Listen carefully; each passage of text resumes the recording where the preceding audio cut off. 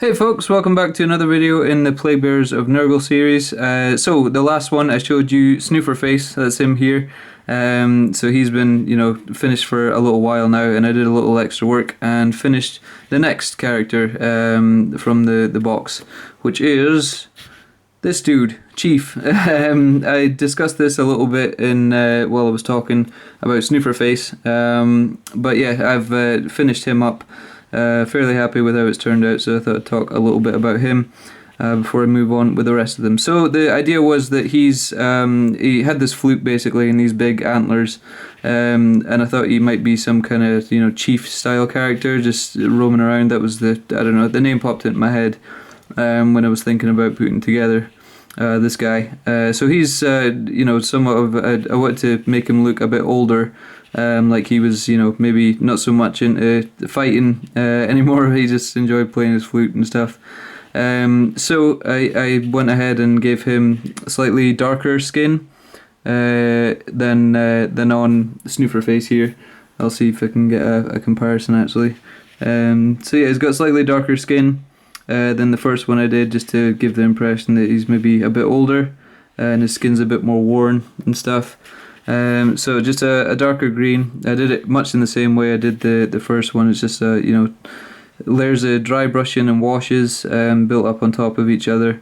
Want to give the same sort of dried out look to the wounds and the sores, but also give the impression that they're still kind of weeping and there's still some fresh blood, I guess, coming out of there, or fresh whatever horrendousness these guys are filled with. So I did a couple of little drips.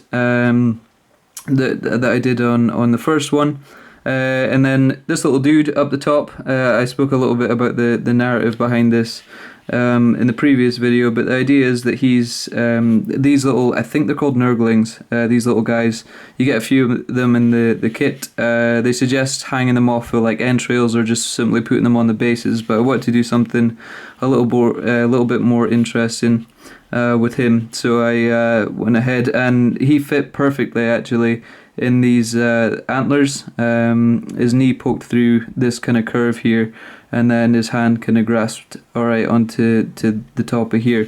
So I made this little bone that he's holding there just out of green stuff, and I wanted to give the impression that he's kind of always pestering Chief. He's just running around his feet and stuff, and he's actually climbed up on his back and he's smashing. He always does this when Chief's playing his flute. He jumps up on his head and smashes a bone off of his antlers just to get go along with the beat or whatever. I thought that was kind of a cool little narrative. So this antler's actually broken off just to add to that kind of story to it, I guess.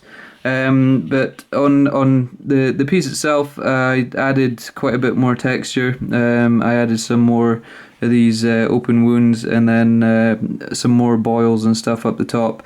The biggest one that you see here was actually to give the little dude up top a foothold, just so it made more sense. His foot just wasn't hanging in midair.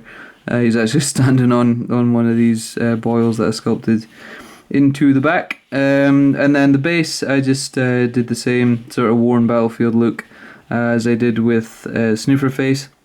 I actually went back and did something really, it's kind of subtle, but it's a technique that I think will work quite well for other things. The base is just standard grit, washed and dry brushed up, and then pretty much just the standard worn battlefield base with some flock on it, and the little tufts that you see here are old paint brushes that I cut the bristles off.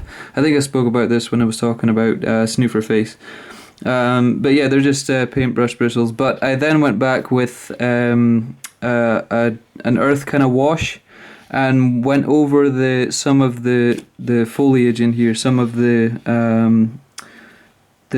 flock on the base, and it just kind of gave it like a it scrunched. It's weird. The flock is almost like sponge, I guess. It's like a tiny little pieces of sponge.